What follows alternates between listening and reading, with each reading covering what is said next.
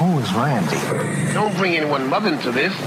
Your mom in the fucking stand! To answer your question about like what makes something worth pursuing as a documentary, we saw this as, you know, not only it was character and story. Like if the story is just a surface, like, oh, the FBI cracked the case, you know, a few phone calls, they did an undercover operation, and that was it.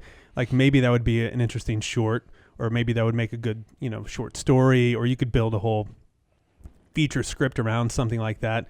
But for us, talking to the FBI agents who were the first people that we actually spoke to in this process, hearing how far back this went, how, you know, I mean, it was a fraud case that lasted 12 years. How far into the conversation that you're talking to these guys do you realize that how rich the story is? Is it in the first time you talk to them? Or It was actually instantly. Yeah. It was almost it was definitely before physical, like we actually shot anything.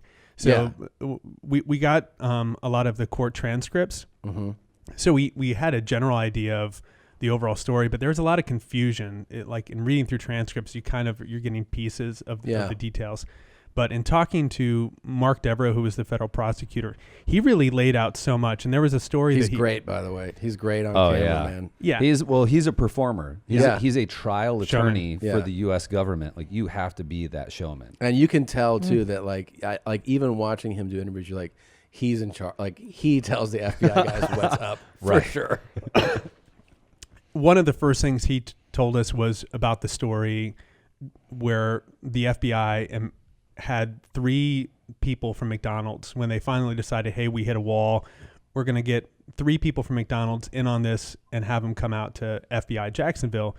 And we're not going to tell them why we need to meet them. Yeah. And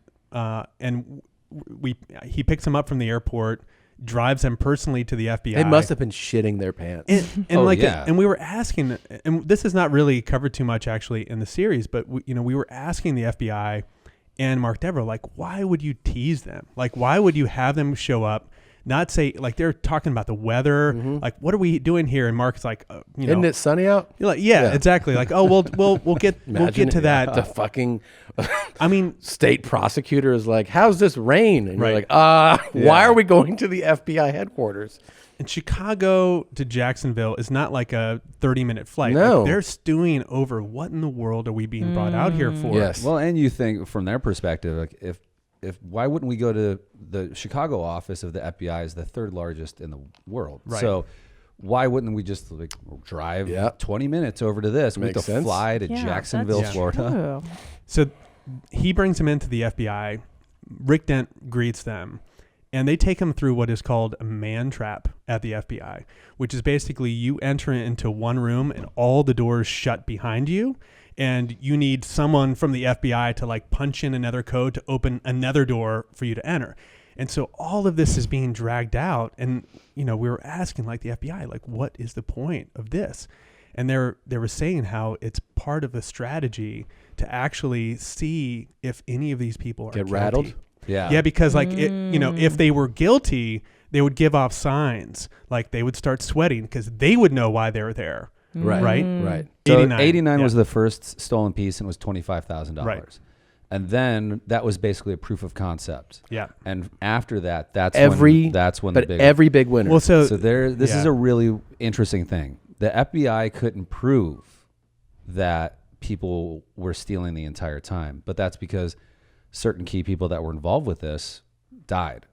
Right. So there are people who had won that possibly were part of this, but never got busted. At the same time, there are people who could have won in that time who were completely legitimate. There's no way of knowing.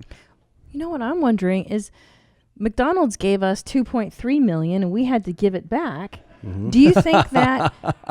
They're like you didn't that. know that? Yeah. Did they have to give back the money that they stole from the game pieces? Because they Oh, wanted their yeah. money back real fast when we got fired. We're not sure how you guys handled your legal. You might have had a great attorney. There's actually a lot of contracts. Yeah. We shouldn't really keep talking about it.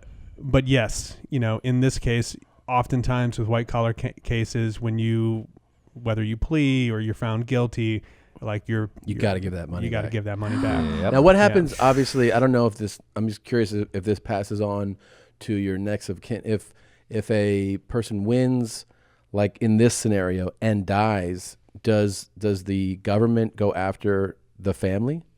Is that what happens in that scenario? That's we could call up Mark Devereaux and find out for Yeah. sure. Yeah. But it's an interesting question because it's really based on what you stole and not what you actually received. Mm-hmm. So, for example, there were people involved in this, and we explained this in episode 6. But let's say you gave 10 people $1 million winning game pieces, and you personally only got a few $100,000 from selling those pieces off. You're responsible for $10 million. What? Yes. Oh, snap. Wait, why? Explain that. This is crazy. Well, this is this is a question more for the Department of Justice, but if you have $1 million piece, so they sometimes they negotiate it down. So it's like in every case for this they negotiated it down, but you're potentially, it's sort of like the maximum sentencing for fraud in this case is like 5 years in prison. So like you could be on the hook for the full amount. It just depends on how cooperative you were that they're willing to work a deal. But the idea that I think when we were talking to Devereaux, it's really designed to be a deterrent. So if, right, like a lot of people in white collar cases don't go to prison for a long period of time, but you are financially screwed for the rest of your life. And this is one way to do that. I have a better question, which is why steal $1 million pieces and give them to somebody else?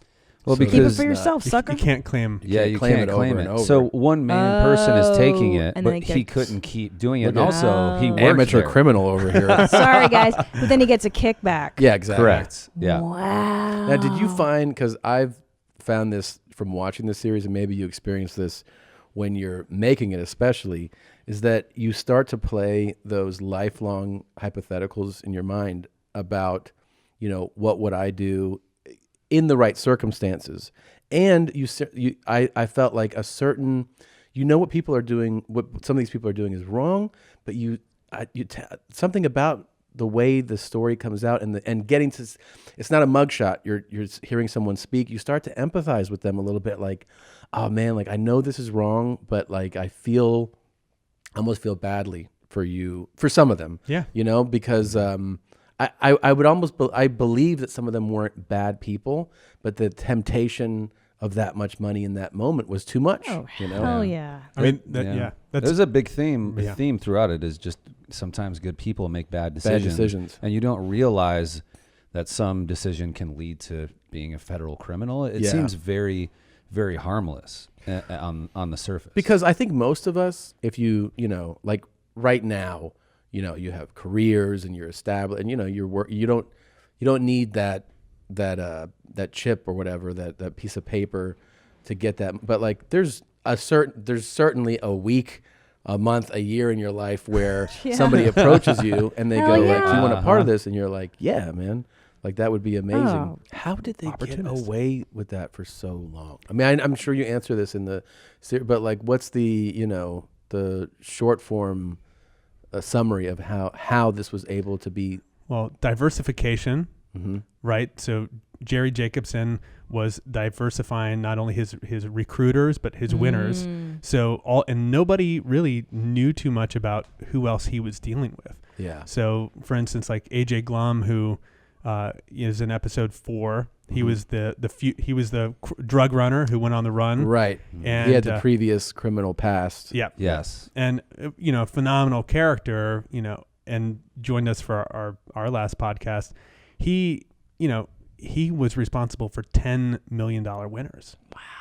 Right. But he didn't know that Jerry was doing any other tickets with anybody else. Oh, he thought that was it. Yeah, he knew that that Jerry had done this in the past, but he didn't know that there were actively other recruiters doing the same exact thing. Right. At the same time. Yeah. And it's isn't it a victimless crime? I mean, who are you ripping off? McDonald's, a huge corporation? You're Right. not Well, taking that's- food out of Yeah. babies' mouths. It like- is. But you're thinking like a real criminal now. I'm on board now. Now I'm pro stealing from McDonald's. It definitely looks like a victimless crime, and to think like somebody had to win. All they're doing is redirecting who wins. Yeah. Yeah. And they're taking a little kickback for it, but Other than a sensational story, does like Devereaux, does the federal government think that that's a worthwhile pursuit of the time and resources to solve a case like this? You know what I mean? Like, Yeah. it's a great story, but do they like? Is that worth it to them to bust this? It was, because basically any sort of plan to defraud other people out of property or money is a fraud. That's a bad And thing. so Yeah. eventually you start to see in episode 5, and then you really hammer home the scope of the amount of people that were involved. But 53 people were indicted. 53 So many people Yeah. for this. Oh, so this is like taking down a ridiculous. mafia family. Exactly. Yeah. Hello, and thank you for watching that highlight. If you want to see more of those, we have them. They're provided for you. So enjoy. Just do a deep dive like you're trying to study us. Click on these and subscribe. Hit the subscribe button, and then they'll just be delivered to you. You can watch them when they come out. Please do it.